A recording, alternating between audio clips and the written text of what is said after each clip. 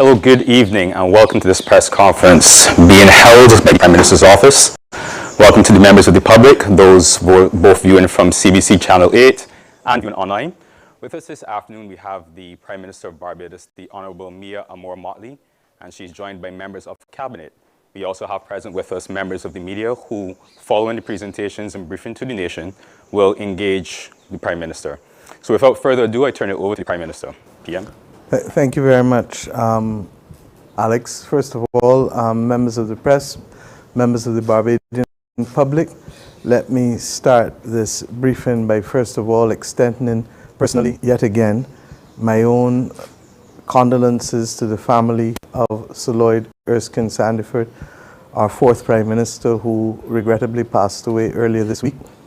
I think that Barbadians across, not just those in the country, but across the world, have also started to express their condolences to the family.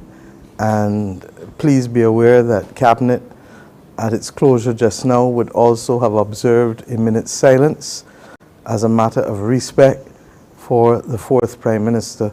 In fact, when you walk in normally to where we meet, you would see his picture there, and therefore we are reminded weekly of his contribution to this nation as Prime Minister between 1987 and 1994, but also are aware that before being Prime Minister, he made a substantive contribution at different levels in Barbados.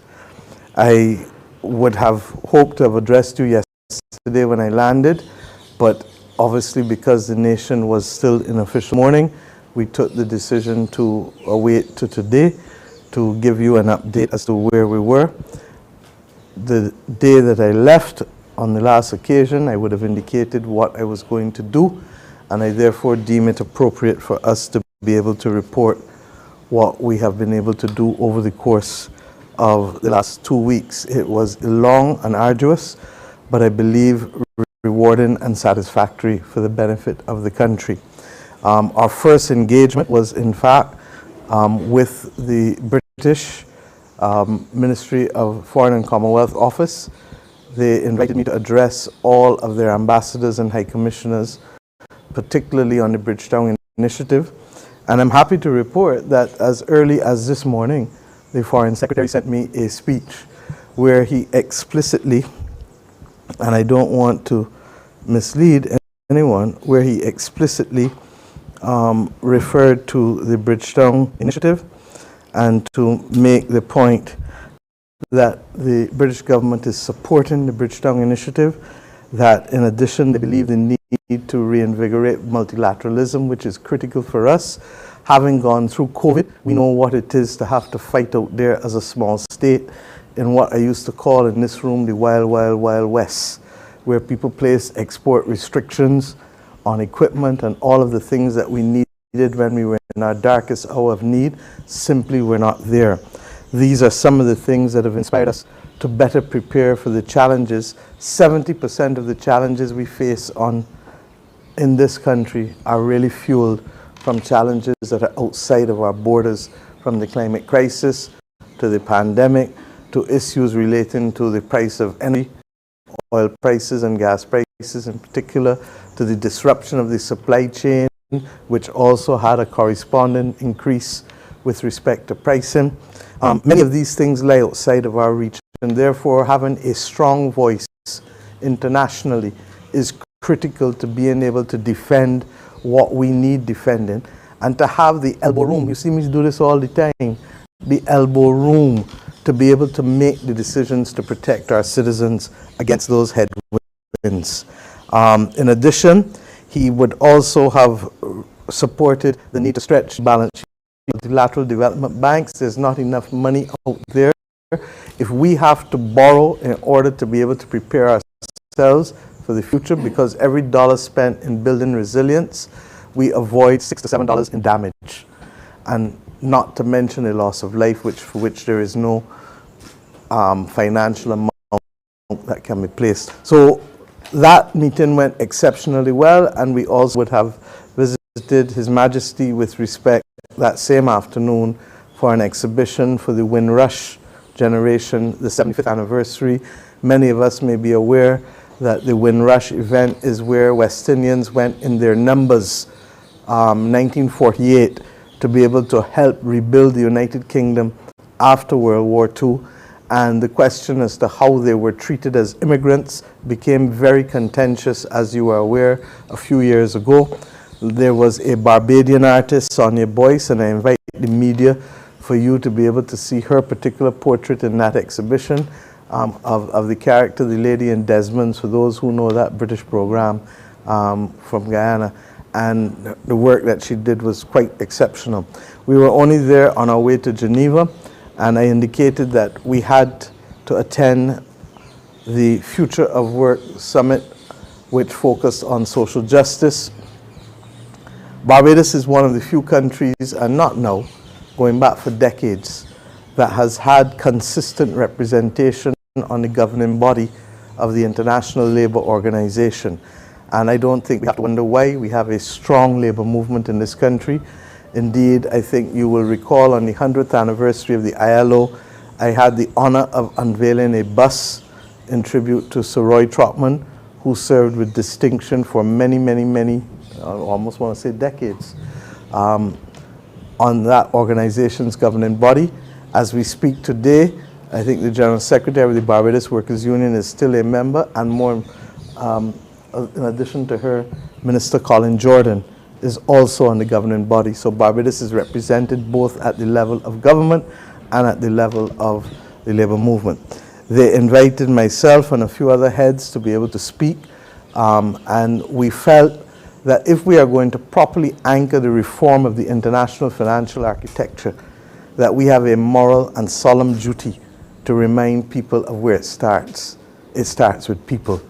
It starts with the labour movement. And these are the things that have informed our development from day one, and hence the opportunity to be able to address that group, the summit in Geneva. In addition, we have been a little delinquent in not meeting earlier with the UNCTAD Secretariat, United Nations Conference for Trade and Development Secretariat.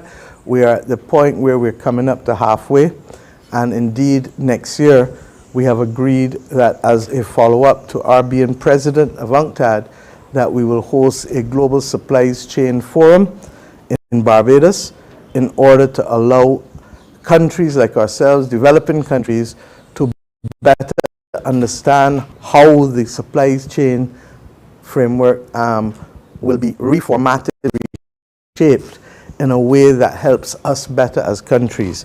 I think many of us will recall that in my budget last year, I had to introduce measures to freeze the freight rate to December 20 rates for the purposes of calculating taxes. All of this result of the logistics of trade, and as a result, we felt that there is a need to better deconstruct and reconstruct the global supply chain, particularly given the level of economic activity that is going to be thrust upon the world with respect to green transition. We now know it is inevitable, and you only have to feel the heat this afternoon to know that this notion of convection rain is now a part of our lexicon in this country now, in a way that you would hear people in Miami or Jamaica talk about it before. Well, it is very real for us, and I'm told that on Monday afternoon there were some storms as well that literally threw themselves up. Took the other opportunity to meet with the World Trade Organization. As you know, coming out of MC12, the ministers' negotiations, the issue of the fisheries subsidies regime is now presently before us. We've all agreed to it, but we've paused for the Minister of Foreign Affairs and Foreign Trade, along with the Minister in charge of Fisheries, to start the process of detailed discussions now with the fishermen, so that everyone is aware what is being done and how it will not distract from their interests, but will add value, hopefully, not just to the ability of fishermen to sustain livelihoods, but for us to maintain the biodiversity of the world, which, as we now know, is as important as the actions that we take to protect the climate itself. I then attended the Africa Exim Bank, the 30th anniversary of that institution's existence. And the chairman of CARICOM, the Honorable Philip Davis, Prime Minister of St. Vincent and the Grenadines, the Honorable Ralph Gonsalves, and myself were the ones there. Barbados has been chosen to be the location, the regional headquarters of the Africa Exim Bank. It is a signal honor for us to be able to host them here. And I believe that we shall be having the formal opening on or about the 4th of August. And that is the date that we're looking at now. They have already chosen an office. They're already looking to see what else they need to do in order to be able to get functional. They have put before this region, without all of the countries coming on board, $1.5 billion to finance both public and private sector projects. And there is the opportunity for a great deal of technical assistance. The other major benefit that we have worked out, there will be a pilot scheme to be able to facilitate our use of the Pan-African Payments and Settlement System, PAPS, which is a huge, huge benefit if it works. And let me explain why. Many of you may remember the CARICOM Multilateral Clearing Facility. And I say many of you and then maybe change my mind because I now remember how much gray hair I have and how some of us in this room have balded. The truth is that that was in vogue in the early 90s. And you will recall that it came to a stop when one country could not settle its debts with Barbados, which were eventually settled about 7-8 years ago. So it took a long time for it to happen. These payment schemes invariably require some kind of underpinning, backstopping. And the African Exim Bank is prepared to provide that backstopping as they do in Africa at the moment, at this point in time. And that will make a huge difference if it can work. What typically would happen is that you net off each other's trade and then you look to pay just the difference in the hard currency. And the governor of the Central Bank of the Bahamas was responsible for coordinating among the regional governors of the Central Bank what is possible. We've now agreed that we will go into a pilot. And why is this important? Instead of having to find US dollars, everything to do with the region, that netting off. So the absolute amount of US dollars that you need to find will be significantly reduced. This is a major achievement for the region if the pilot works out well. It will be a huge advantage to us, but we must start with the pilot. In addition to that, we also agreed that there would be an attempt to get the other CARICOM countries, and once they come, I think there are only about 2 or 3 missing now, and once they come on board, that 1.5 billion is likely to be significantly increased. And I say this because there are very few regions or entities or institutions that have placed before the Caribbean countries an opportunity to be anchored with the equivalent of 3 billion Barbados, 1.5 billion US. And you can look around and see who has the kind of money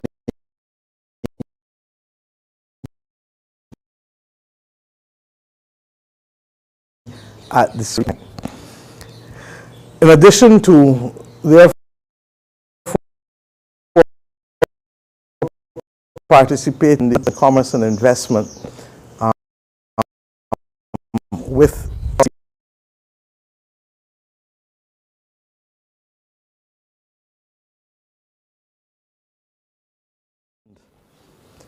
for those who CARICOM Development Fund is, when the revised Treaty of Chaguaramas was signed, there was a recognition that a single market and a single economy will bring about losers and will bring about winners.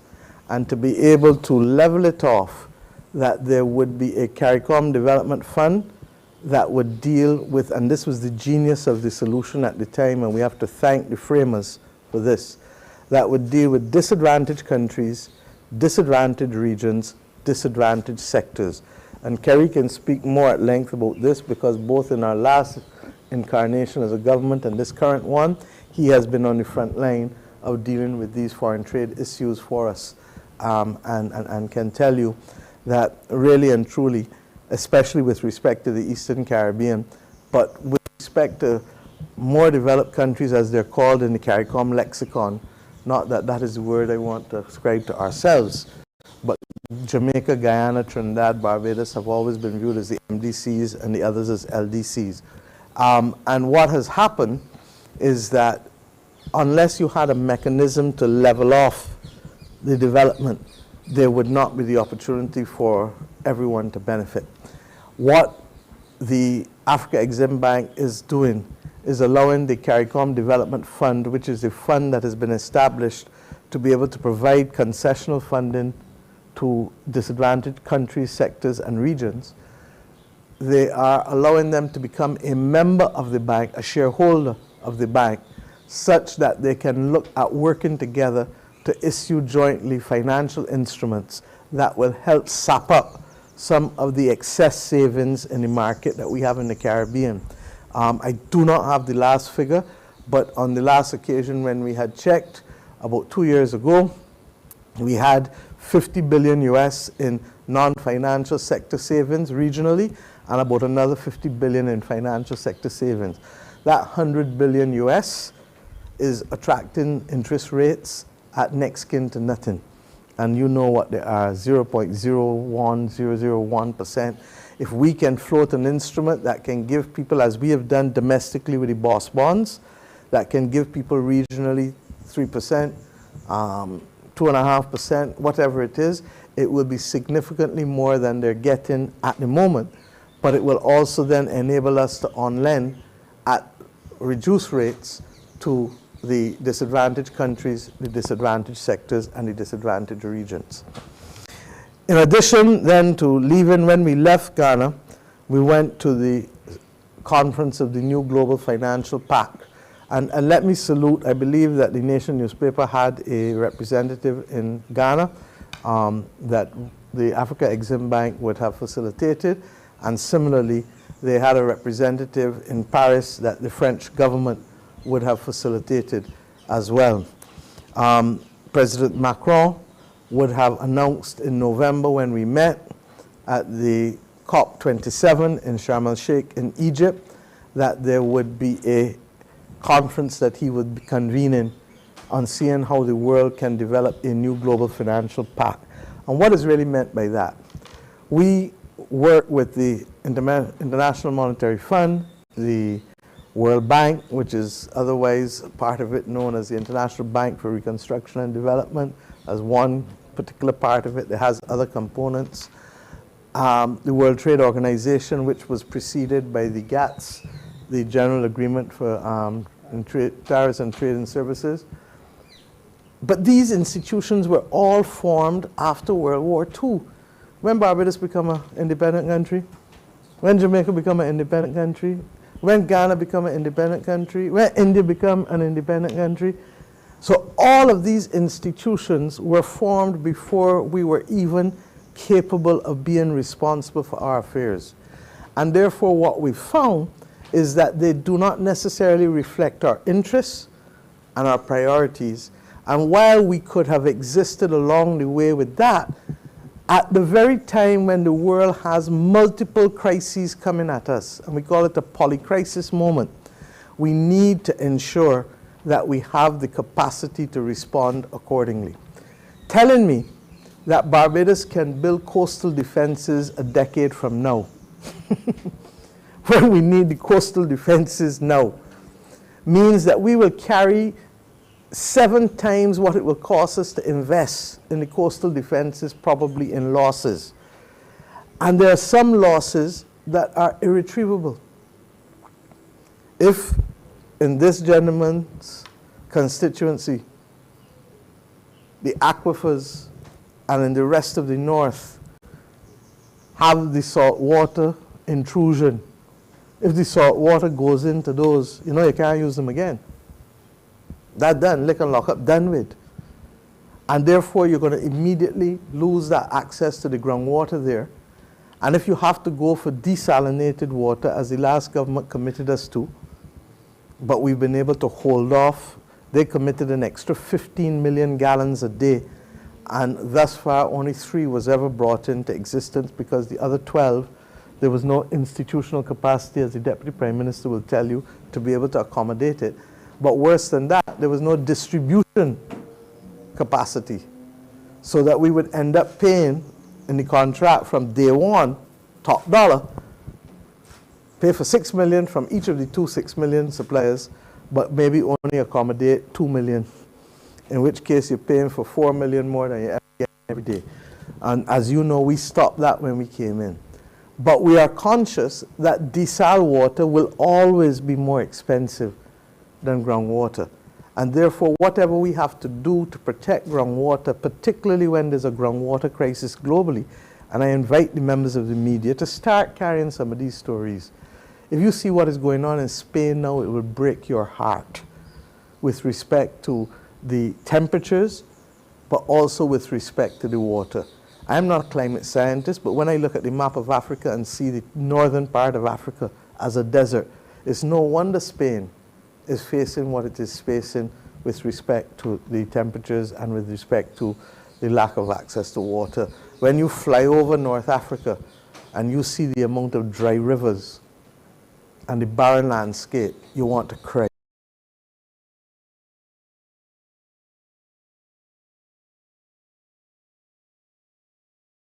Without interruption. The point I'm making is, however, that these international financial institutions have now to ramp up to help us act at scale and in time. You can't do this over 10, 15 years, 20 years. If you don't take action now, there are going to be losers. How many people have gone down to St. Peter in 6 months? You see me carry visitors there all the time from international organizations. Why? On the last occasion, we carried Frans Timmermans there 2 weeks ago. The fishermen themselves, under the shed, told him that there used to be houses all along this beachside in 6 months in St. Peter. I remember it as a child. I'm sure many of you do. But what he also said is that there was enough space between the houses and where the sea used to break in order to play cricket and without the ball hitting the houses all the time. So what does that tell us? That it is not just the loss of area of the curtilage of the house that has been lost, but all of the other area that has been taken in by coastal erosion. So Barbados, fortunately, has been spending money, for example, on coastal protection for some time. The water scarcity problems, we, in my view, have not spent with the pace and the scale that was required of us for the last 30 years. We have now to catch up.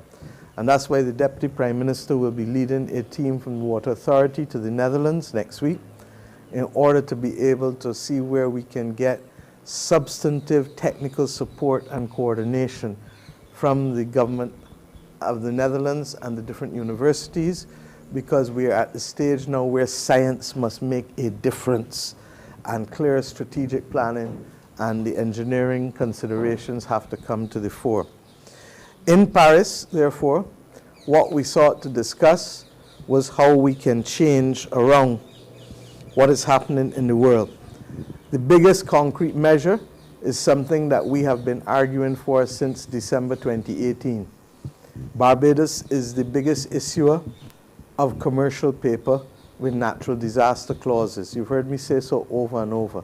If, God forbid, a flood or a hurricane hits us at a certain force, we have the capacity to pause the payment of our debt for 2 years, back-end it at the end of what the debt was supposed to be. And in those 2 years, it would unlock the equivalent of about 1.9 billion Barbados dollars, which works out somewhere to be about 15% of GDP probably now. Sean, I haven't done the numbers recently, but 15, 16% of GDP probably. But what we never had in the equation is the multilateral development institutions, because they were like, don't touch us, protected, insulated. And by that I mean the World Bank. The IDB came up with its own craft version of it that wasn't too helpful before. The CDB, all of the different multilateral development banks, regional development banks. It was a huge victory for the new president of the World Bank to be able to announce that going forward, the World Bank will in fact include, they want to call them debt pause clauses or climate resilience clauses. Doesn't matter what you call them. It is the principle that is the same. And I want to thank White Oak publicly. Grenada became the first country in the world to ever have one. Barbados was the first country to do it at scale. And that the rest of the world has now accepted it.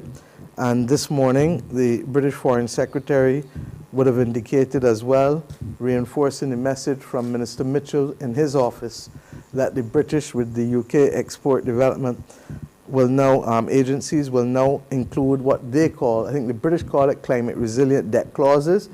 The World Bank calls it debt pause clauses. Barbados calls it natural disaster clauses, but they're all the same.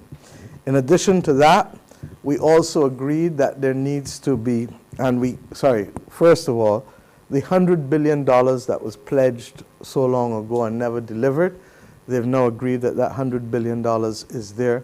The difficulty is, and Africa and ourselves reminded them, is that it really was supposed to be $100 billion per year.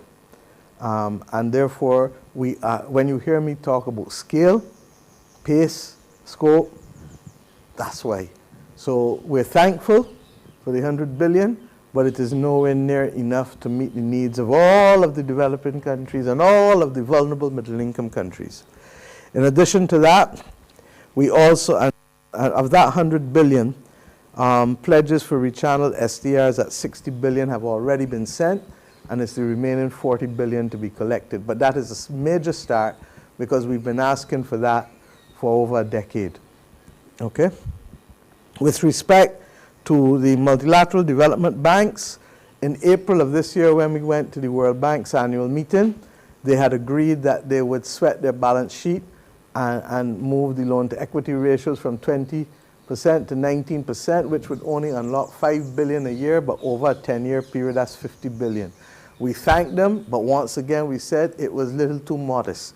It is like, I tell you that I'm real hungry, and you give me a bite of a lead pipe to eat and tell me hold that, and you won't even give me the whole lead pipe to eat. You understand? Not enough to even really start to make a dent. We agreed, and we still think it is nowhere near where we need to be, but we are likely to see that figure of $50 billion over the 10 years move to $200 billion a year.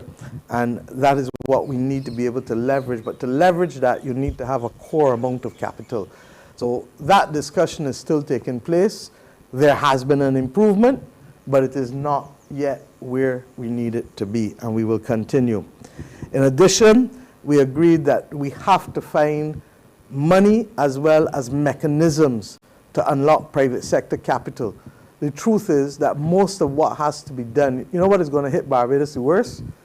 When we have consistently 1.5 degrees increase. The world is at 1.2 now.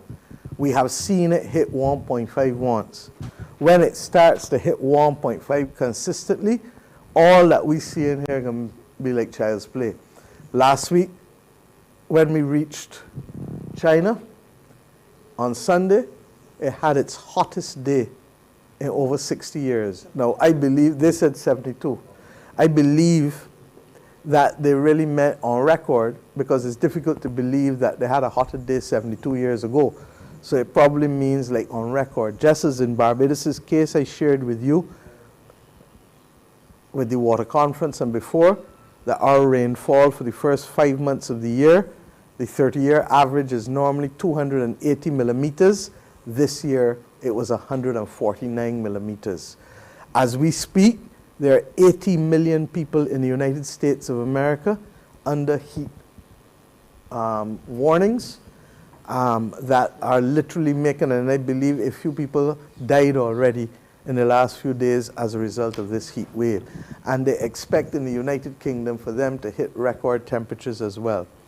Bajans who live in New York would have called home and told the family 2 weeks ago, Boy, you can't believe the kind of smog that I got up here. That you looking around and the place full, and you can't see nothing, and you got to walk about with a mask like if the pandemic break again. Those were certainly the calls that I started to get. And in Washington, D.C., a few days later, they too suffered the same thing. The New England states suffered the same thing. Why?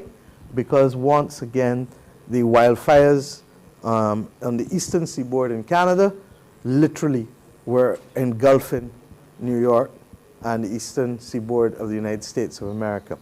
Your newspapers would have carried a story about the insurance companies agreeing that they are not going to underwrite insurance in California for fires. You beginning to see where this is going? Can you get a loan for a business without insurance? One of the first things that the bank can ask you for when you get a loan as a business is for what? Insurance. So that you begin to understand, and that's why our first meeting in Paris was actually with a group of private sector people at the Bank of America, with the Insurance Association, who's actually led by a Barbadian,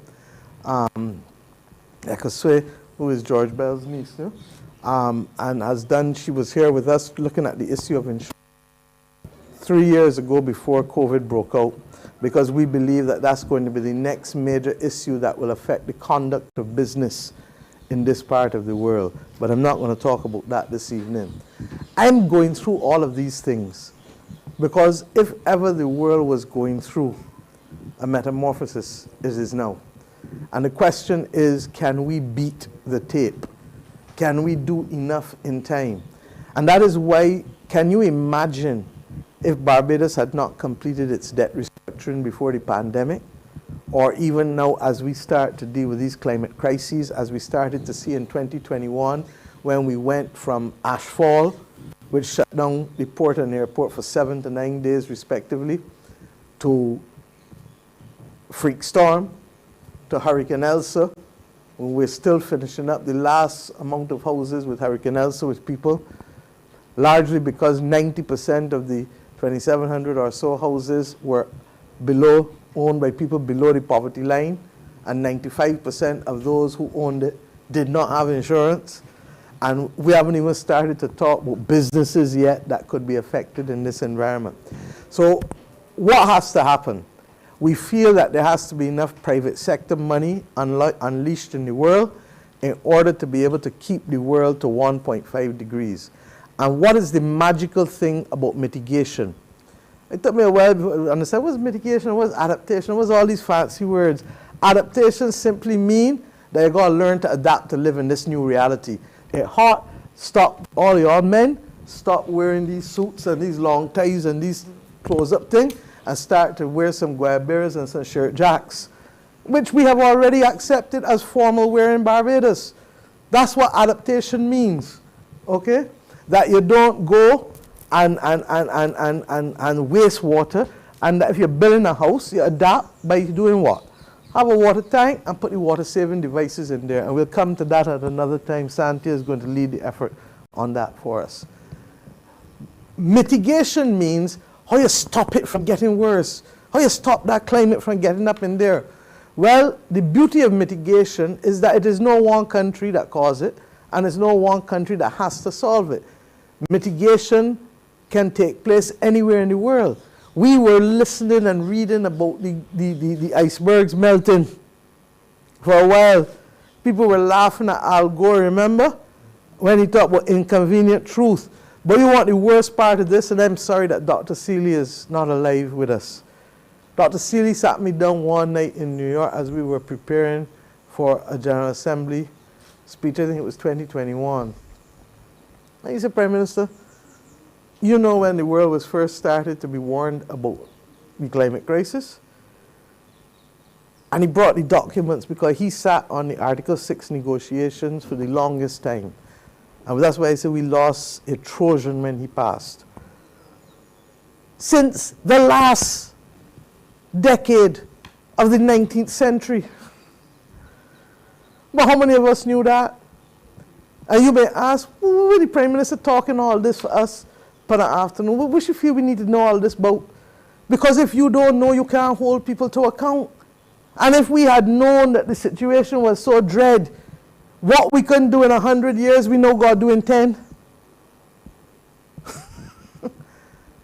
Lack of knowledge, lack of education. And that's when people is enslave you and when people is take advantage of you.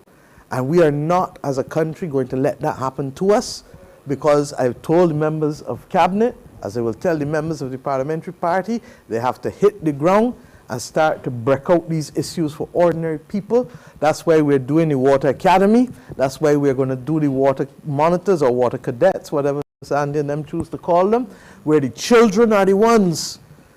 And we expect the same thing to happen with the Ministry of Environment, with Minister Ford, with the litter. The children are the ones whose ways must change, because they are the ones who are going to be the biggest victims in the next 20, 30, 40 years in a world that is inhospitable. How many of us watched sci-fi movies and thought that's something for the future? Huh? Artificial intelligence, a machine that take on a life of its own, and you can no longer program it and tell it what to do. Those things were science fiction before, until 300 scientists signed a document a couple months ago saying they are frightened as hell for where it can go. And there's certainly benefits, don't get me wrong, there are benefits that we must embrace. But we have now to look at what kind of regulatory framework, including Barbados, including other countries, that needs to be put in place for us to be able to make sure that we do not put at risk the future of humanity.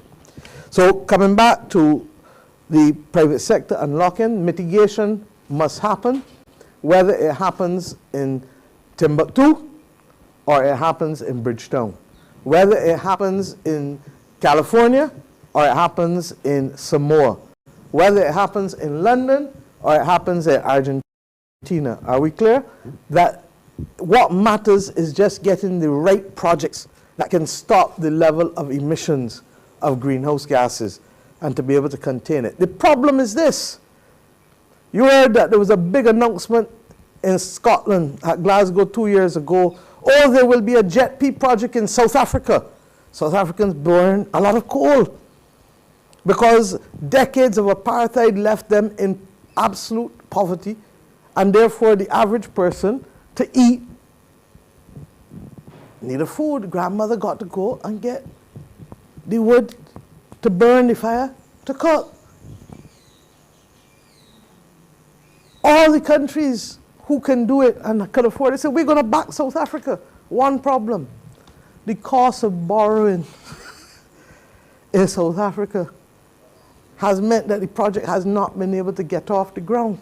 And that is largely because the cost of borrowing for the global south countries, former colonies, Africa, Asia, Latin America, Caribbean, that the cost we have to borrow at is significantly higher than what you can borrow at in Europe and North America and UK. And therefore what we've said is that you've got to make the cost of borrowing similar across the board. One of the reasons for the cost of borrowing being higher is a credible, valid reason, and Sean, you can do work and explain this to the country in your publications, foreign exchange guarantees. And Professor Persaud and others have done a paper on a partial foreign exchange guarantee, and the IMF is having a different approach to the possibility of foreign exchange guarantees to help reduce the cost of capital. Because what happens when you go to borrow, they typically price in every risk. So what is the risk of you not paying back? What is the risk that when I want to get my foreign exchange out, you tell me I can't get foreign exchange? What is the risk of ABC? And for each risk, same thing with the natural disaster clauses. If we have a climate event, there's a risk of non-payment. By having the natural disaster clauses that frames it in a certain way as to how you will be repaid, that eases the pressure.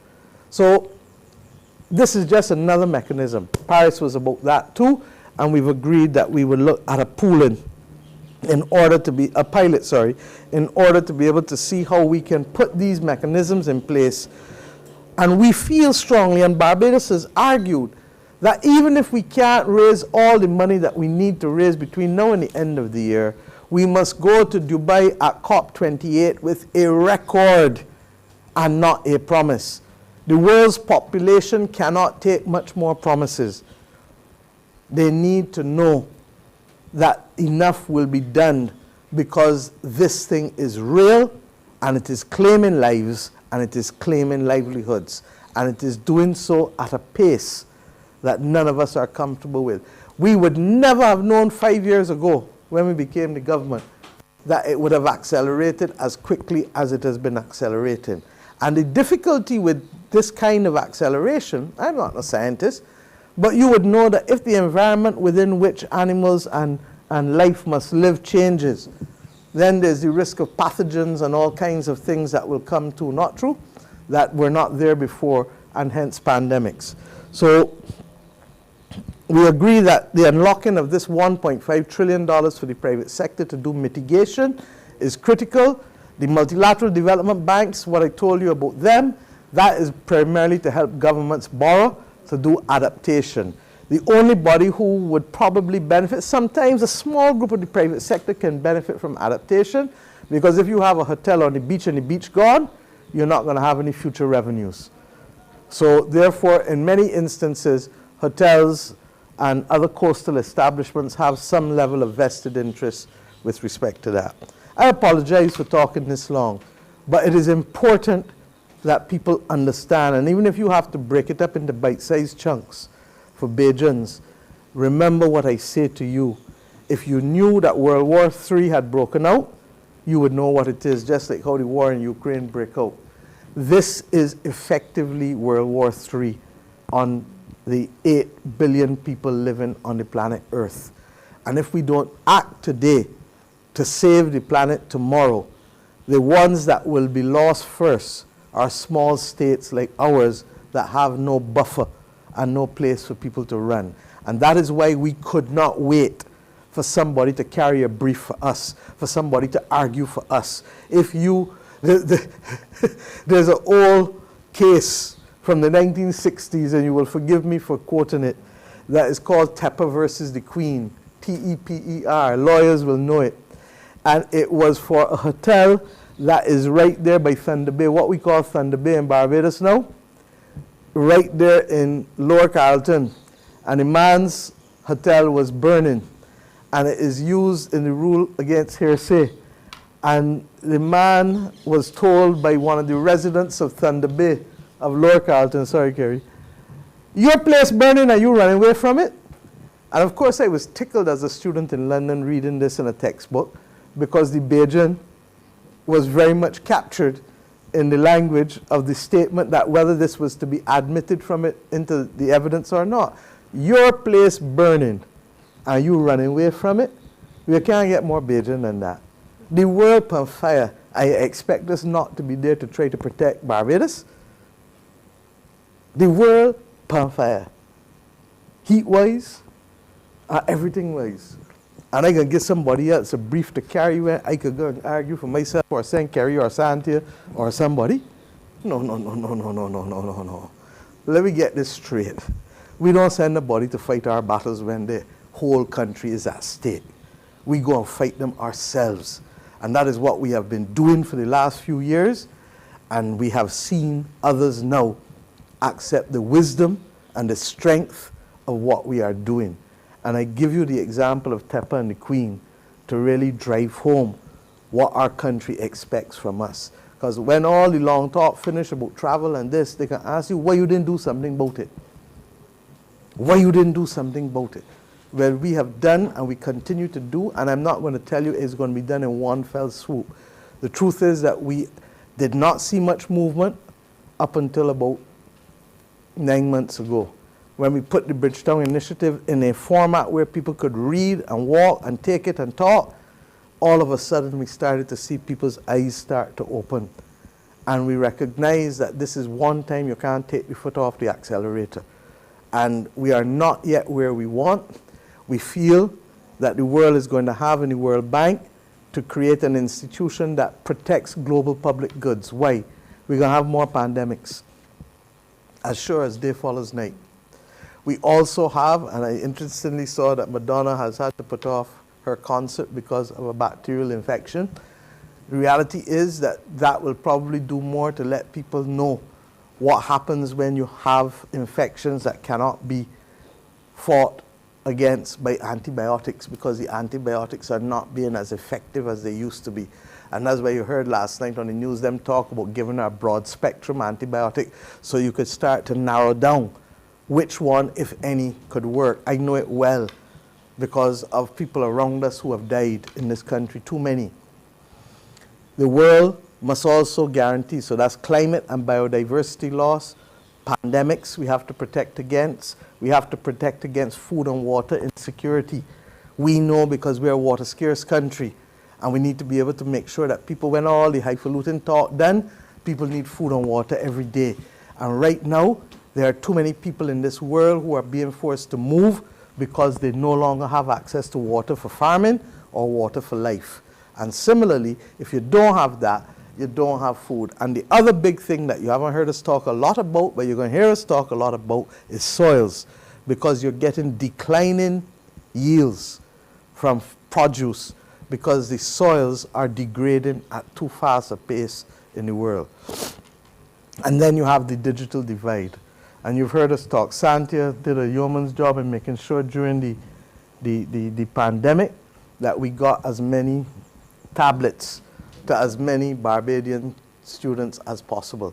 Many countries could not do what Barbados did. And what you have now is a digital divide on top of the fact that if Africa got 1.4 billion people, how 600 million people ain't got any electricity? And the world has acknowledged and allowed that to happen without intervention. And yet we have people dying every month in boats or trekking across forests to be able to flee from where they live in order to just get a decent chance at a livelihood. And whether we like it or not, we've seen elements of it here too. People try to come in the Caribbean and do the same thing too. So let us understand that the digital divide is real. The old people tell us the worst thing is a bright child that ain't got opportunity, because what they're going to do? The devil finds what? The idle hands. And if they got a brain and the hands idle, they're going to find a way to make a living because they're human too. Ain't they human too? And that's part and parcel of what we're fighting against. And we say that the World Bank has to be that place. There's not been acceptance of it yet, but people are beginning to recognize that what we're saying has resonance. That the World Bank has to be that place that whether you're big or small, rich or poor, that there's a certain minimum standard that you protect globally. Because what is the motto of the unions, that the labor movement here? Strength is what? Unity. And therefore, unless you have a minimum standard that no country falls below, one country at risk puts the whole world at risk. And that is why the conversation has changed. The other major thing is that it is our judgment that coming out of Paris, while we got a few things done, what we got more than anything else was a bolstering of political ambition and a strengthening of solidarity. Paris was not a pledging conference, so you would not expect people to go to Paris and pledge money. Paris, in the way that they had a pledging conference for Ukraine, for the private sector last week, was not a pledging conference. Paris was also not a formal multilateral body like the United Nations convening, and therefore a multilateral decision would not be taken to bind all. But Paris had more than a third of the world's countries there at the level of heads of government, heads of state, and more than half at ministerial level, probably 2/3 at ministerial level. What Paris did was to let the world know that the global south is not prepared to sit back and wait anymore and to be victims anymore, and that we either get our act together or we will come soon to the reality that nature abhors a vacuum. And that is the genius of it. And President Macron, to his credit, understood that and felt that he had to host a conference to give expression to being able to resolve what are the true needs of finance, and recognizing that if countries don't hurry up and build resilience, if countries don't hurry up and adapt, for every dollar, remember this, for every dollar you spend in adaptation, you can avoid $6 to $7 in loss. That's the World Bank's figures, not mine.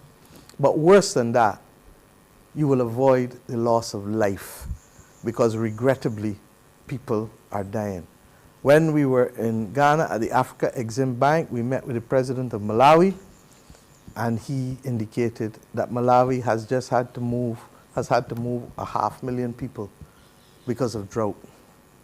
But Malawi was also the country this year that was hit by the longest lasting cyclone in the history, Cyclone Freddy. So can you imagine having to face both the movement of people and that all at the same time? We then went to China, where in addition to being one of the opening speakers at the World Economic Forum, what is known as the Summer Davos, there were a number of matters on an official visit that I was able to discuss with the Chinese government. We had the honor of meeting with the leadership of the Chinese government across the board. Indeed, they made it clear Barbados was the first Eastern Caribbean country, the first Caribbean country to visit since the pandemic.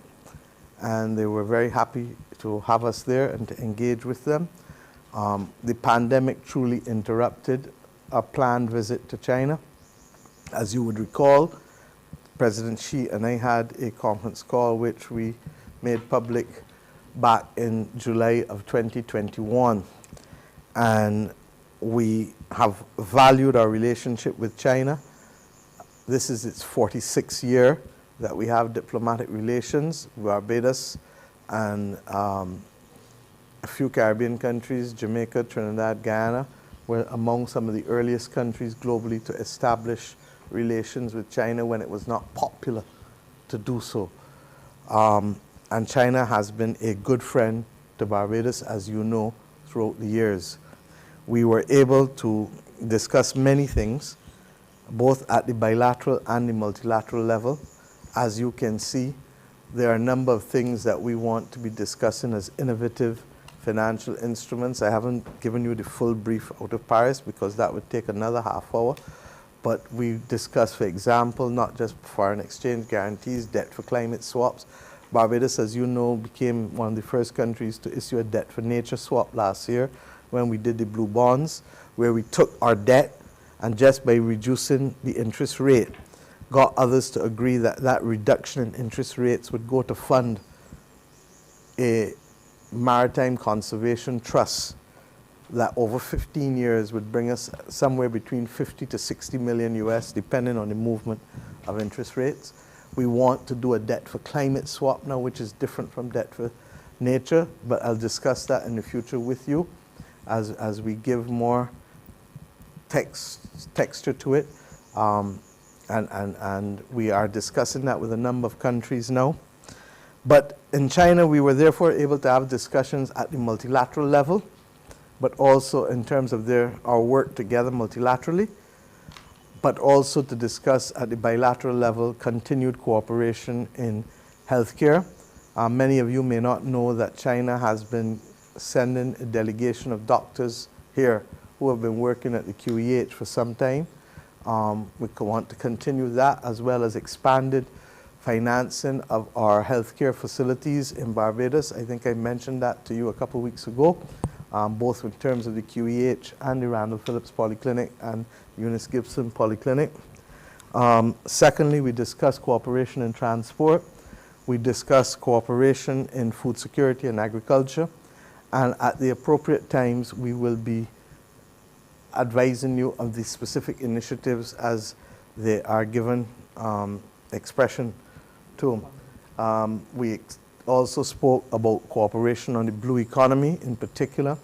I gave a lecture at the Chinese University for Political Science and Law, and I've agreed in principle with them that I would speak now to the University of the West Indies for a platform for cooperation on maritime law, law of the sea, which, as you know, is critical for us as a large ocean state.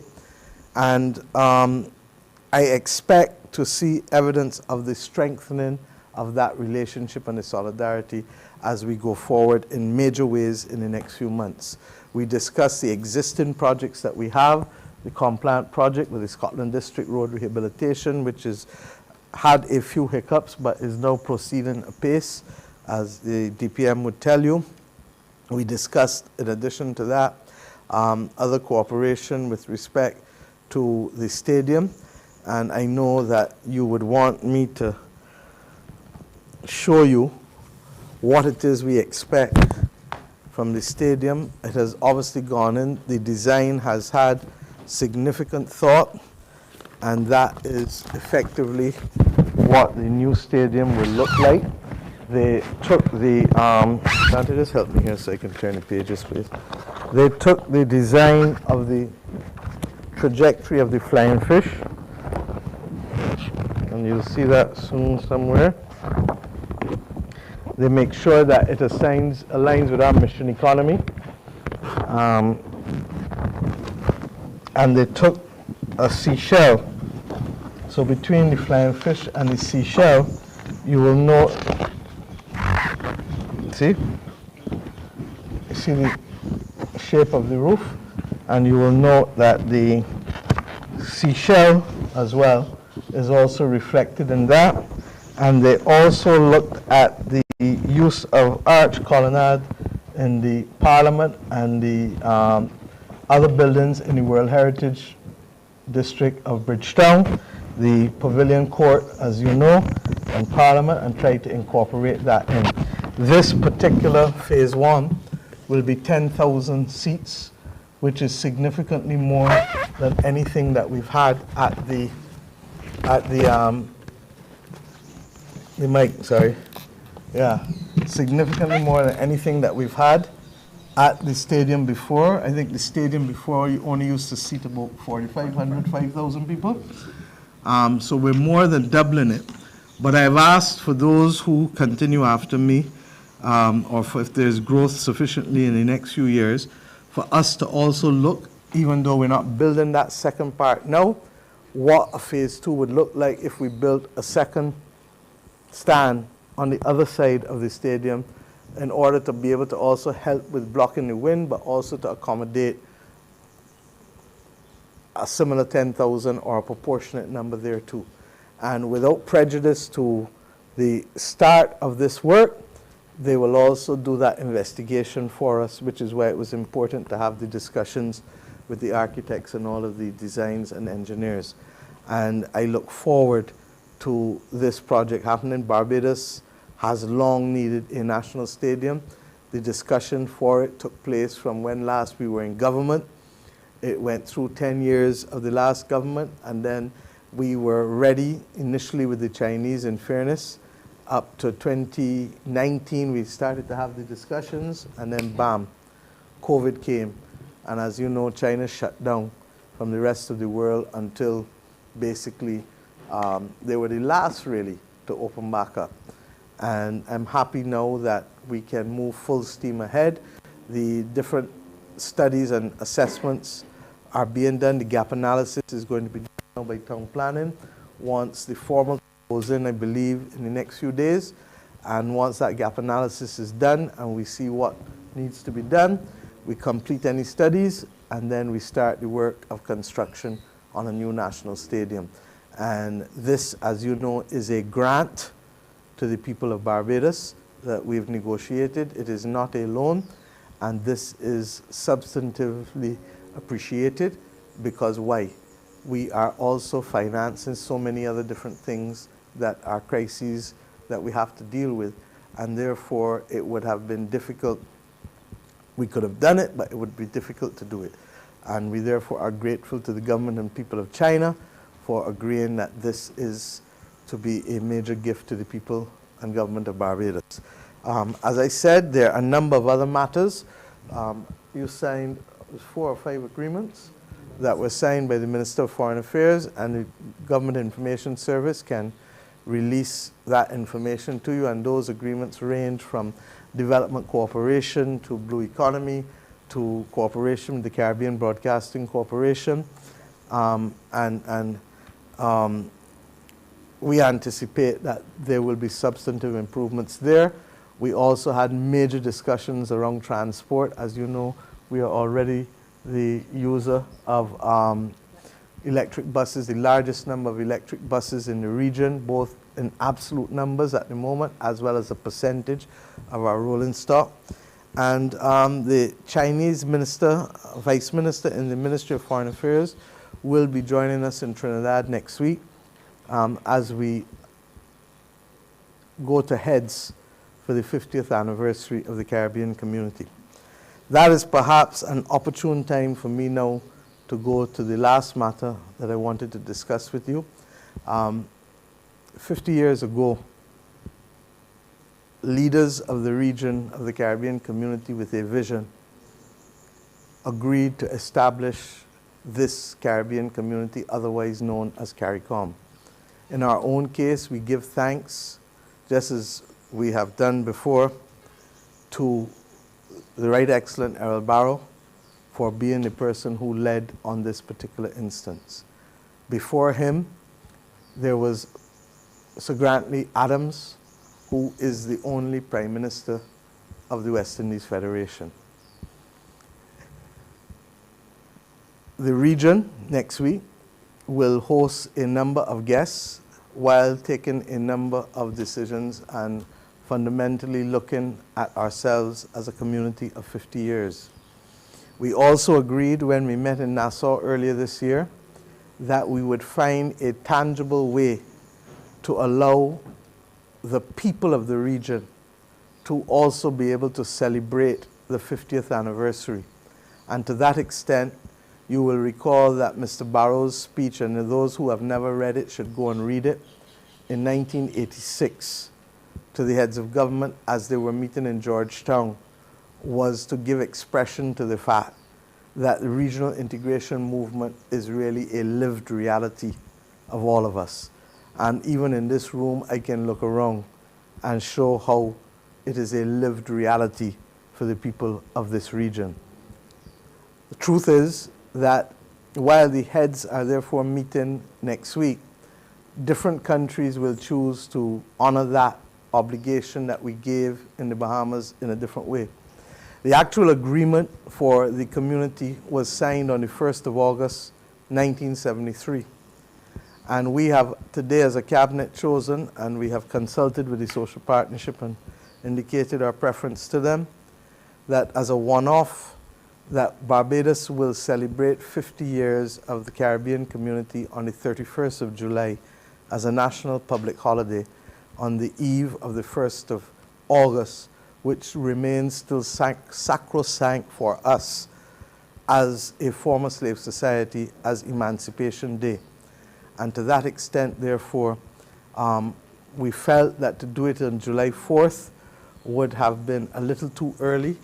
I expect a bumper crop over season, and I expect that those who saw a barren period for the last few years in terms of those who would normally make their living at crop over, I trust and pray that they will do the dog. Excuse me. But that's how I feel. And we felt that this would be a better fit for them, for the country, for all of us, the private sector, all of us, because as you know, events have a way of spawning spending as well in the economy. And it has not escaped us that from every which way we look at it as a government, that the best time to allow our appreciation for the visionary leadership of those who went before to make a difference, to establish the Caribbean community, that we do it then. And for those who say, well, what would that mean to us? Let me be very clear here.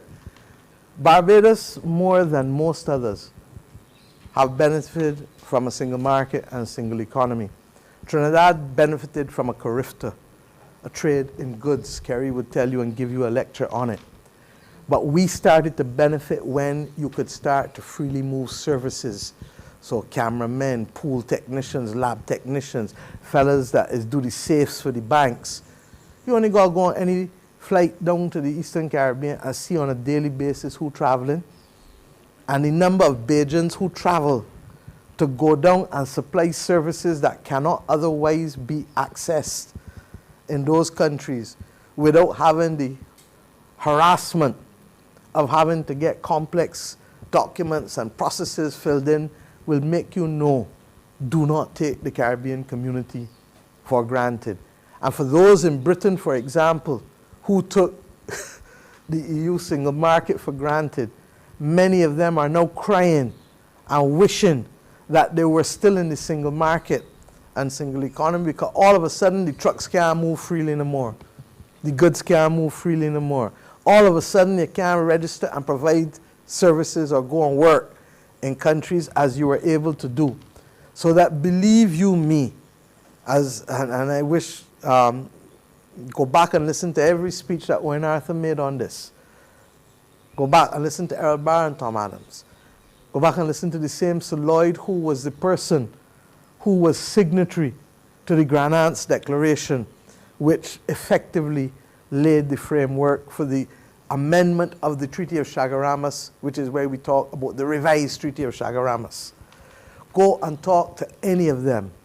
All can be wrong. And you understand the critical importance of federation, integration to Barbados. We are too small. And while that gives us access to a larger market, that is still not sufficient. So my friends, I've spoken at length, but I felt I had a duty to do so because, as Kerry would tell you, this has been an arduous trip. Yes, we are very tired, and we have parish speaks tonight, but such is life in the tropics. And it is very hot. But the bottom line is that we wanted to bring Barbadians up to speed on a number of issues related to what transpired there. I also want, before closing, to just make one statement on this, and I'm not going to get into a lot of long talk about it, because there is a desire on the part of people to use fake news to propagate actions and movements. There is no plan. There has never been any plan, and there will be no plan under my leadership for any gender-inclusive bathrooms or for discussions of gender fluidity in the schools. And we need to be able to stop this distraction by those who have a different agenda and who want to create a construct in order to knock it down. And I've said so already, and I say so now formally as Prime Minister and Chair of the Cabinet, which just finished again. And let us be very clear on this, because these distractions are out of place. We have made it clear as a government that we will not support discrimination against Bajans. And that is why a time will come shortly where we remove that discriminatory part. The court has already taken a decision. They went too far in the judgment of the Attorney General, and we await his formal opinion for how he will correct it with respect to any act against children under the age of 16. But we will speak to that at another time, and therefore I simply just tell you that what was being propagated as a reality has never been, is not, and under my leadership will not be. But we will defend the rights of people as adults not to be discriminated against in this country. And we've said so over and over. So thank you, and I'm available, as are all of us. Kerry, I don't know if you want to add anything. No, I should add.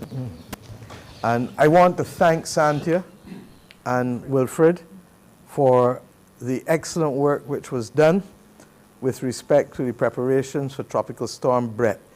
I heard that there were some people who decided that they needed to make a big deal about my statement, that it really gave me a difficult moment as to what to do. You want to come home when there's trouble, but equally you want to fish, not just be given a fish. For those who haven't understood what I just said, let me repeat. This is now part of our new reality. And we're going to have to reach the point where we prepare for storms at the beginning of the season.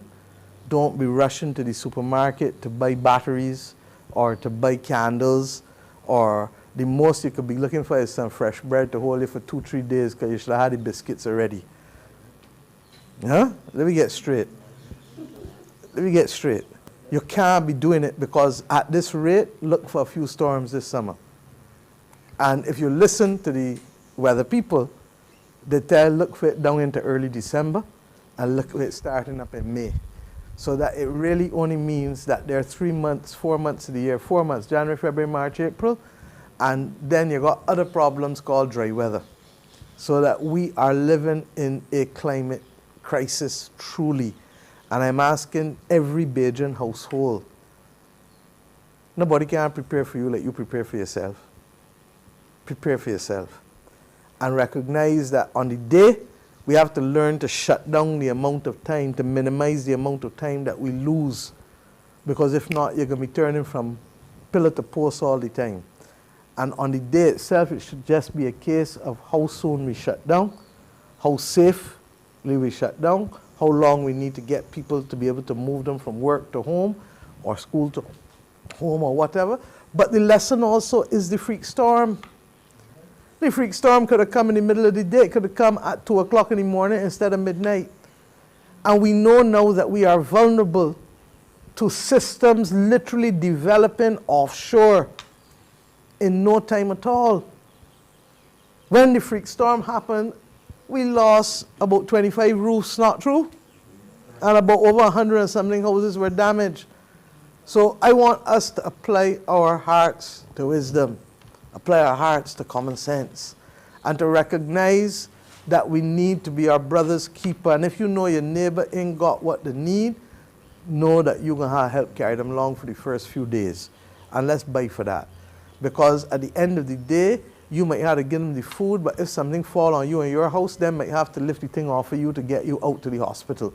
So don't get tired. Let us understand that each of us has a role to play with each other, and we need to talk each other through this because it's a new reality. It is a new reality. So thank you, Santia. Thank you, Wilfred. Believe you me, Kerry will tell you that it hurt our hearts. We were checking all the time because you don't feel good. You don't feel good. But equally, we knew that what matters to us is that we also need to be able to have the elbow room and the pipeline in order to be able to protect ourselves because worse is going to come to the world. Any questions? Thank you.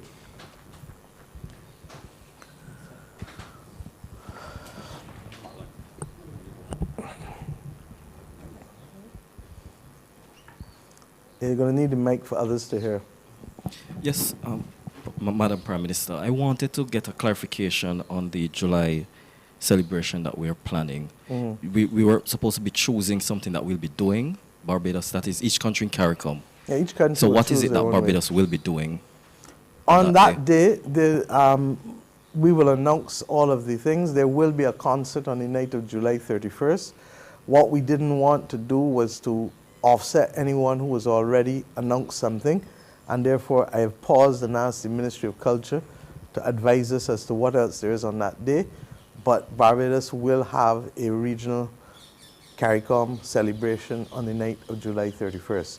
In addition to that, I've asked them to have CBC, and I will ask the other media houses to start to have each weekend during the month of July something that will reinforce and reflect moments of the last 50 years in the integration movement.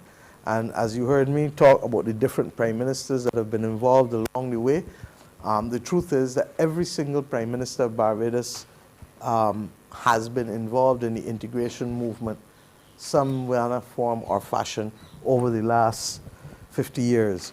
Bree St. John was not there for long as prime minister, but he was Minister of Trade and CARICOM Affairs under Tom Adams, and therefore played a significant role in the building out of the Caribbean community. David Thompson was not there for long, but David was a Caribbean man through and through. And therefore, it is fair to say that every single prime minister, the current prime minister, somebody who I think you might know, has been a Caribbean woman through and through. The last prime minister, Frandel Stewart, also. So all of us have played a role as lead prime minister with respect to the single market and single economy in the last 30 years. But before that, before the Grand Aunts Declaration that Sir Lloyd would have signed, there were also critical aspects of the integration movement that Barbados was involved in and pushing. I have a question as it relates to the multilateral development decision that was taken recently in regards to the World Bank. Mhm. Could you give us an idea of what mechanism we are currently exploring in terms of the pause and how we will repay? Because some argue that it's just delaying the debt. So will it be that we are looking at But that's what a pause is. A pause in an erosion. Look, what it is net present value neutral. Because why? If you have $100 today, Marlon, $100 today is not worth the same thing as $100 20 years from now or 15 years from now. But in any event, the most important thing is this. You see how we ain't get hit by a large hurricane and how much we had to do for Elsa and the freak storm. Imagine when we really get hit. Imagine how many Bajans who live in what I call the flat roof houses that we built after Hurricane Janet. And I keep making, there's a reason why them old time gable roofs don't blow off, you know, or the hip roofs don't blow off. But we went after Hurricane Janet and start building these houses with flat roofs that is peel off like sweetie paper. And my biggest fear, that's why the government has a project called Roofs to Reefs. That's why we're giving out and for the people who can't afford it and lending for the people who can, to get people to put the hurricane straps on or to get and don't build with this large overhang. And we will soon be appointing a special advisor on infrastructural affairs, not because I want another special advisor for the people to talk about, but because we actually need to revisit all of the standards in Santia's ministry, Public Works, the shape and slope of almost everything you do to be able to deal with increased precipitation, increased rainfall in short periods of time. We need to do it with housing. We need to do it with all of our infrastructure for it to become climate resilient. And mercifully, we don't have to pay for that because we are likely to get grant funding from CAF, from CAF, in order to be able to get this going. Just as with the Bridgetown initiative, we have had grant funding from a number of agencies to help put together the secretariat of the small secretariat that we have for the Bridgetown initiative. So there will have to be some changes.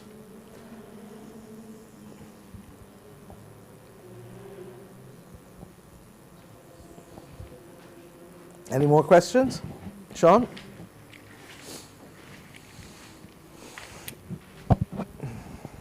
This heat not easing up. Thanks, Prime Minister. Forgive me if this information is out there already and I forgot it, but can you give us a sense of how much the grant from China for the National Stadium is and also what sort of timeline is there in terms of the start of that first phase? It was about 40 million, huh? 40 million Barbados. It was about 40 million Barbados, but give or take, because remember when we are settled on the grant amount, these designs were not in. So I don't want to give you a finite figure until they have these designs fully completed. As I indicated, the application is going in the next few days, and then the gap analysis as to the studies has to be done, because, for example, they just finished a whole host of studies on the other side of Waterford Boulevard for the geriatric hospital, some of which may be applicable to there. And we expect that we would know in a few weeks' time what number of studies would have to be done, but I am hopeful that we can break ground in the next few months, and that obviously the country needs it. And phase 2A, phase 2, when it is done, may require a slight realignment of the road, starting from like where the lumber company is, going to Commermere. But this current phase 1 does not require any of that, okay? And therefore, I've asked the Chinese to identify for me what land space would be required so that for future planning, or if I received a bounty and we decided to go with it one time, that we could do it and give the country. The last stadium is in excess of 50 years. I would expect at least 50 to 75 years, if not longer. And that's what we're building for. Last question. You mentioned the arduous nature of your overseas engagements, but we all know that you have been doing this for quite a while now, and even before the Bridgetown Initiative was designed. You also mentioned the U.S. $100 billion that many saw as a broken promise. The fact that it didn't come through, essentially. What have you seen now in Paris and other places on this last trip that gives you the confidence That things will change. that, yes, that you're seeing the difference? 9 months ago, we did not have, first and foremost, the solidarity coming across the South, the global South. I want you to go and listen to the comments, especially in the closing ceremony. Everybody has listened to the opening ceremony. But something special happened in Paris on the night of the first day and the morning of the second day. And the level of solidarity in the global South was palpable. Ironically, Nelson Mandela's wife reached out to me the day after and again today, thanking us for our role in helping to lead this effort of bolstering political ambition and strengthening solidarity. Now that's important because the precepts of divide and rule is what led countries to be successful in dominating the globe for centuries. There is a view that enough is enough and that we need to be able to change what we are doing. There's an article by Jeffrey Sachs that I would commend you to read and share as well, which shows that the truth is that the majority of the world is now getting it. 9 months ago, I would say that I was not as confident that the penny was beginning to drop. The problem that we have is a domestic political problem and a geopolitical problem. And I think that in my wrap-up, and certainly in the session that I did in the middle, I spoke to the obstacles of geopolitics and domestic politics. The United States government has a difficult situation, and one, I empathize with President Biden, Secretary Yellen on, but it is still something that needs to be addressed. And that is that their Congress is deeply, deeply, deeply divided. And they have not been able to get consensus or action on a number of things. Regrettably, it will affect us because let us take the IMF. The United States of America has 17% of the shares, the quota in the IMF.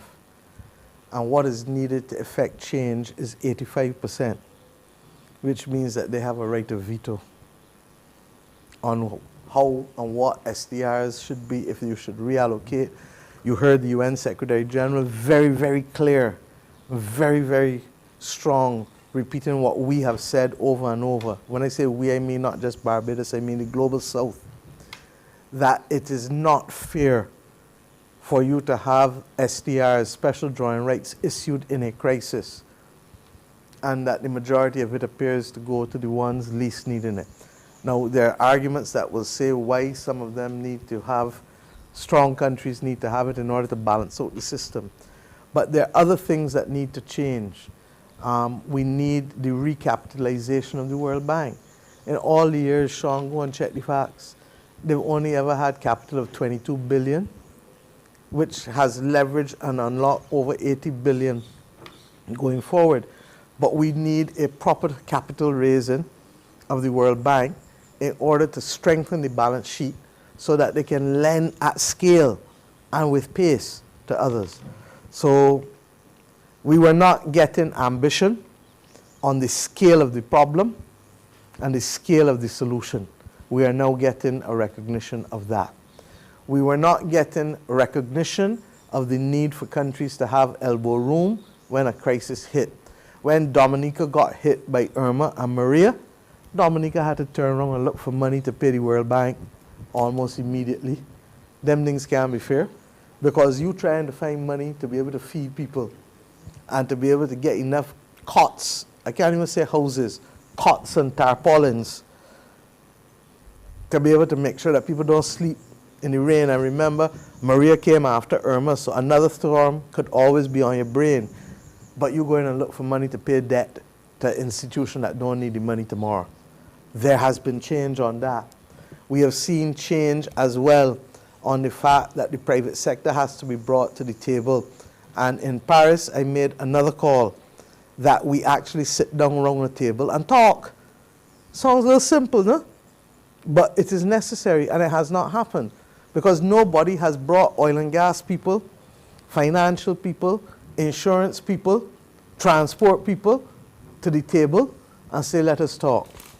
There is a recognition that the shipping sector contributes significantly to greenhouse gas emission, but does not contribute any money whatsoever to mitigation or to adaptation. And to that extent, the IMO, the International Maritime Organization, is meeting next week as we speak. There will be a proposal probably for a small shipping tax, carbon tax. But as small states, we've said we understand why you need to do it because share the burden, share the bounty. But we have insisted that that be capped so it does not have an extraordinary impact on inflation with the movement of goods. But you can't have anybody who is profiting greatly while contributing to the gases, the greenhouse gases being emitted, and not contributing to the solution. We have a very simple approach as Bajans. Just as the share the burden, share the bounty, what is the approach? If you help cause the problem, put a few cents on the table. Nobody wants to bankrupt you, but you put a few cents on the table. And if you help, and you benefiting from the problem egregiously, in other words, you're getting a rate of return in excess of 30% on your capital, put a few cents on the table as well to make sure, because the truth is that while we will continue to hold countries accountable who cause the problem, the developed world mainly, we have to recognize that there are many companies whose balance sheets, multinational companies, are way in excess of countries' balance sheets. And that therefore you cannot solve the problem by leaving them out of the room. And Barbados has made the call for them to be at the table with the president of COP28, but with the UN framework, UNFCCC, which is headed by a former Grenadian minister, by the way, Simon Steele. And we feel that that meeting is urgent. In the closing ceremony, I said that it needs to happen in the next 4 to 8 weeks. And I'm writing the president of COP28 and the UNFCCC chairman to ask them to use their good offices to bring it about. This thing is real, huh? Don't get that. This is real. I have not gone to any part of the world where I have not seen the consequences of it. And the problem is that the rate at which it is happening is blinding. And that's what is frightening. You know, you had in Wyoming in December temperatures that come within 30 degrees of Mars. Them things are supposed to happen on this earth. Okay? So I need us to protect ourselves and to ensure that we don't have to depend on another country for us to become migrants to it. Yes, ma'am. Prime Minister, since you're on the topic of climate change, I want to look at our current water situation. We were on a prohibition. It's nearing the end of that. And you spoke to being able to do the dog for crop over. We all know how Kadooment there is, BWA water stations. What is likely to happen going forward with the prohibition? I can't imagine, Sandy, that one day will kill you. And in these matters, mental health is as important as physical health, but I'll let Santia speak. I think before we leave for Netherlands, certainly tomorrow, we will be able to update the country on whether the prohibition will continue. But the truth is that we have not certainly seen a significant increase in the water levels. Don't let the last few days fool you into believing that because we've had consistent rain for very short periods, that has made its way to the aquifers. It will take a long time to make its way to the aquifers. So you can listen out tomorrow, but I anticipate that the BWA will advise that we will continue the prohibition as well. for the next few months. And this final one is for you, Prime Minister. In terms of the stadium, how will renewable technology and green innovation factor in? I was so excited when I saw some of the images here that it caused me to believe that they were showing us a picture not just of the botanical garden, but that I believe that I now have as MP to go and make sure that that part of Bush Hall that is back in the stadium will now also spring up more breadfruit trees and more trees, because the beautiful thing about Bush Hall is that you do have a significant amount of trees still, and you don't realize that until you see a drone or something going over it. But we will be taking into account greening and renewable energy as a fundamental part of what we're doing. Okay? You can take pictures of this and go through the book at your leisure at the end of the session, and you will see this is a lot of work has gone into it, connected to municipal power supply, connected to telecommunications, connected to water supply, the site access, the main entrance. They're repositioning the stadium a little bit. You know, we have a way of expecting everything like that. I keep telling you that for those who used to watch Bewitched, that you can't trigger your nose and get it. And as I said, this is the kind of great work: lawn rainwater infiltration, roof rainwater collection and utilization, street light photovoltaic panel, roof photovoltaic panel, charging posts for new energy cars. There will have to be a new parking arrangements put in place for both the botanical gardens and the stadium. And Santia, once again, along with William Duguid, they're working on a location for multi-story car parking that will be available for those two sites, but also for ultimately any transport arrangements that have to be made for Bridgetown or for Kensington Oval or wherever where park and ride is needed. So the whole thing is integrated. And bear with us, we're going to get there. We're going to make this country the best place to live, I'm telling you. Trust me. But it takes time, and it takes the effort of all of us. Yes, Marlon? Are you letting you talk? No, because when I go to St. George, I'm supposed to be at St. George soon. Oh, from Santia. No problem.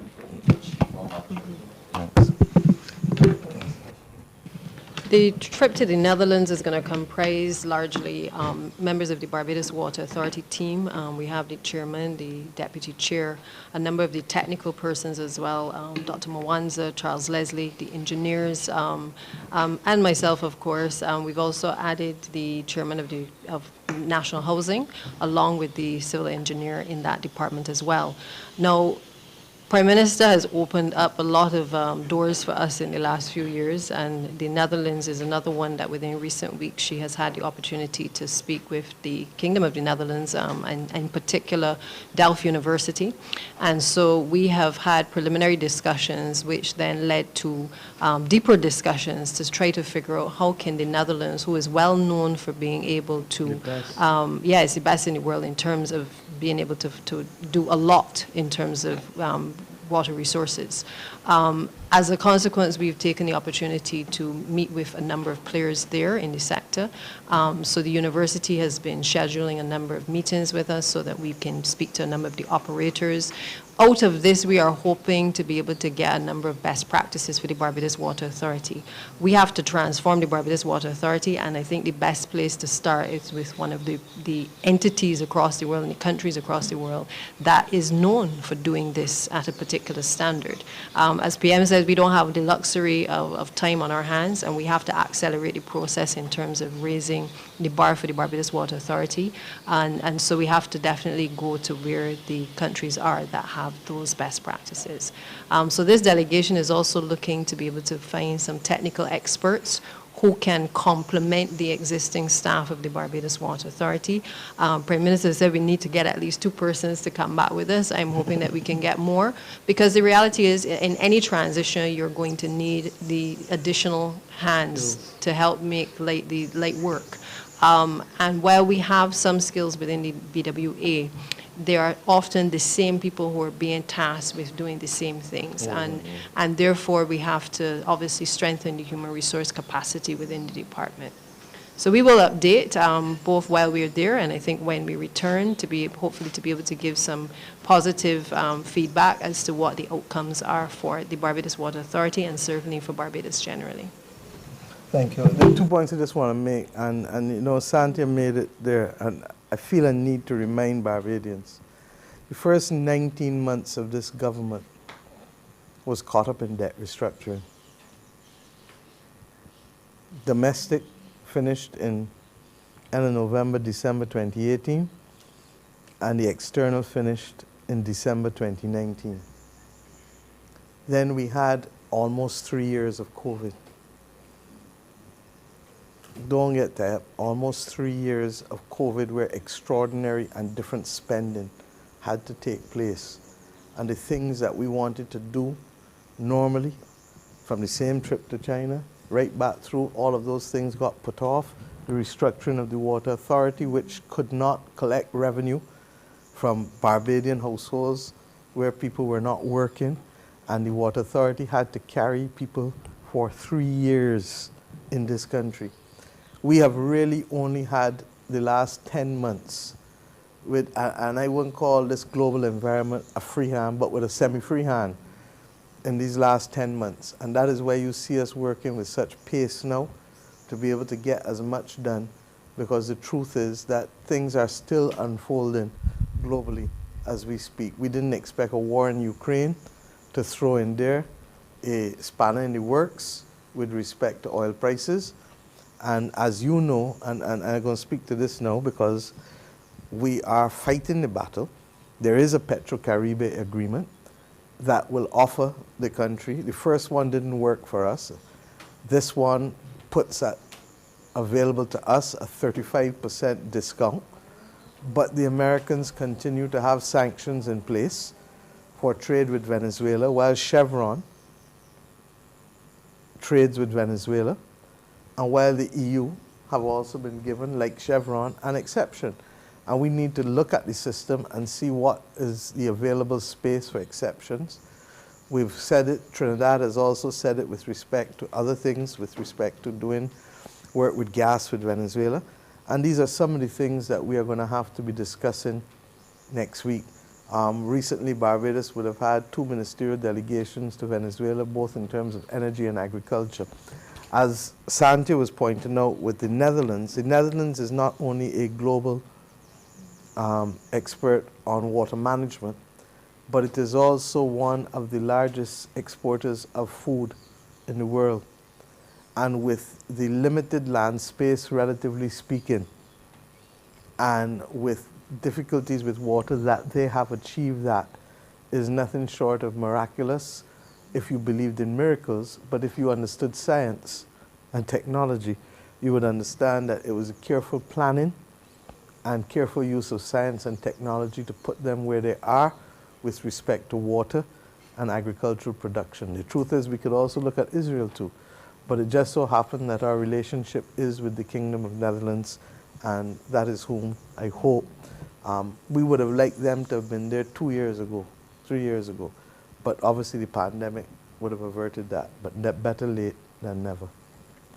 Anything else before we wrap up? It's good to see you all again. Okay?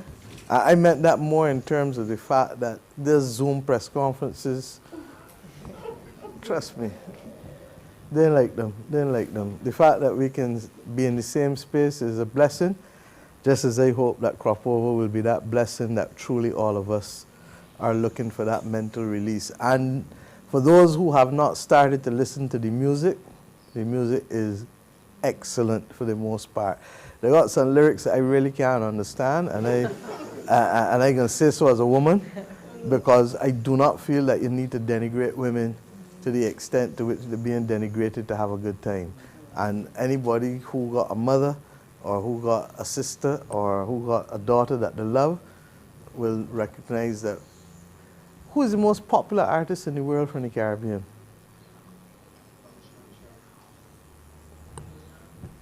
Who was the most popular artist the Caribbean ever produced? Singing Caribbean music. Bob Marley. Bob Marley.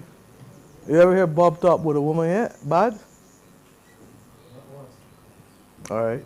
Matter fixed, matter done. Thank you. Have a good evening. Thank you.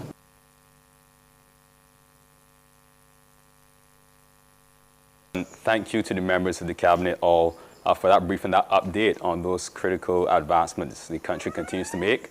I'd like to thank the members of the public and members of the media for joining us this afternoon, and I'd like to wish everyone a safe evening. Thank you.